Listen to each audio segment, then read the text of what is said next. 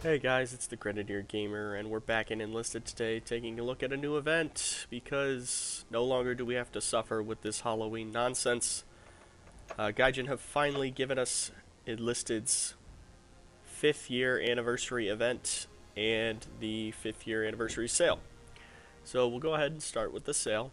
So the sale is just like most other years. We have 50% discounts on all of the premium squads for gold, except the Type 100 with the bipod squad. 50% discount on squad slots for gold.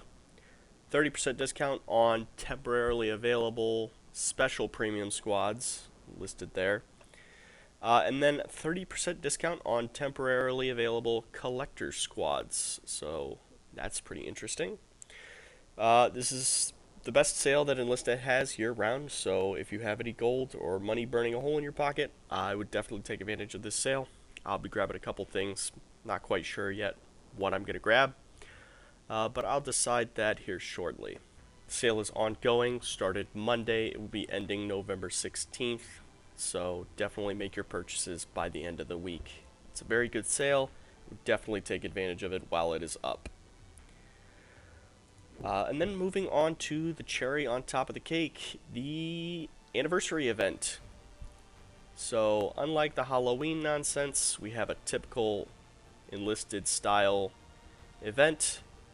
14 stages, 28 days to complete it. Every 2 days you have to earn 20,000 XP in battles. We get a good spread of weapons, we get a vehicle, and we get 2 unique squads with armored personnel carriers. Very exciting.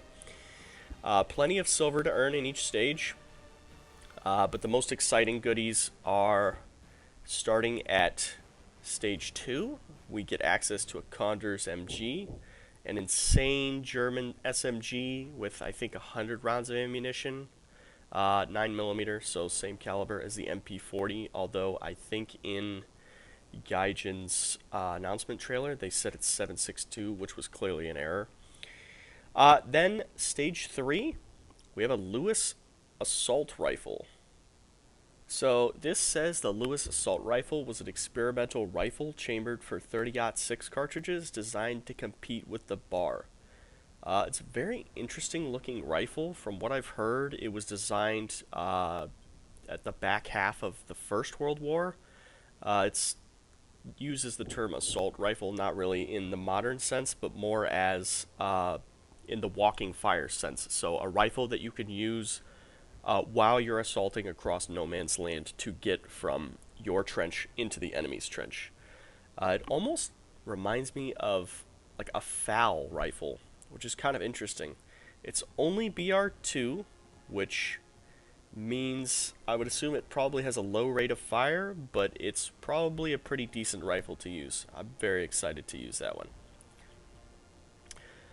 Then we get our first interesting squad. We get a Japanese squad with a universal carrier that's captured.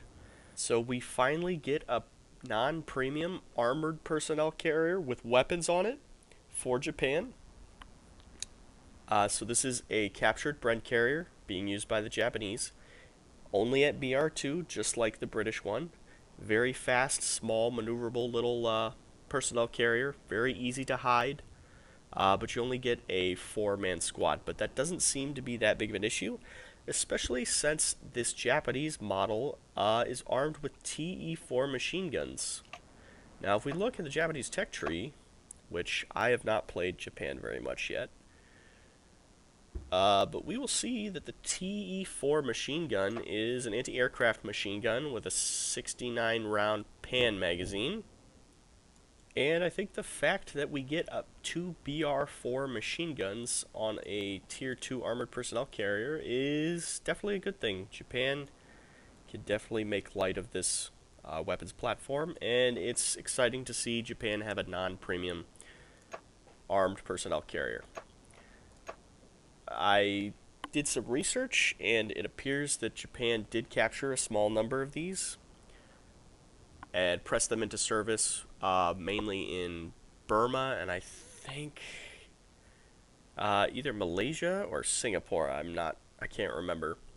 But typically, I don't think they had TE4 machine guns mounted on them. I think they either had the Type 92 HMG or they used the Type 97 that's you typically see mounted in their tanks. But with the TE4, this is definitely a welcome addition.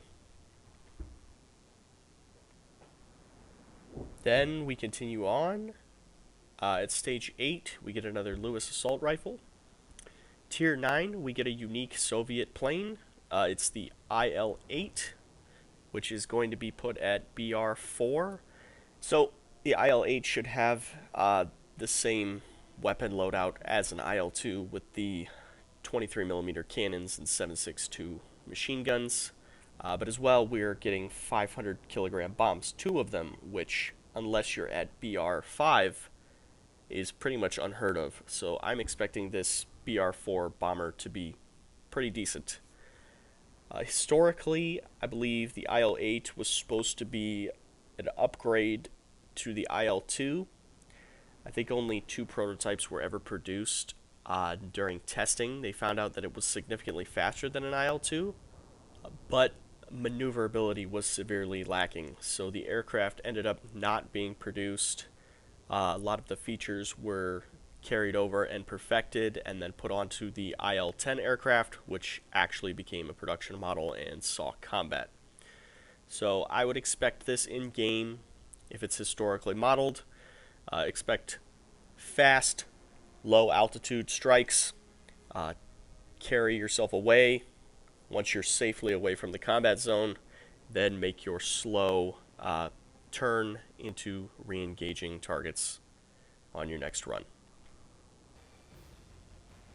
And then we move on to the later battle stages. At Stage 11, we get another squad with this time a Lend-Lease Bren carrier, lended out to the Soviets at Battle Rating 2, with the installation of Soviet DP-27 machine guns.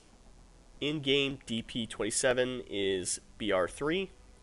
Great machine gun, 47 round pan magazine, does great work. I'm expecting this to be loads of fun too. Great to see that the Soviets also get an armored and armed troop transport that is not premium.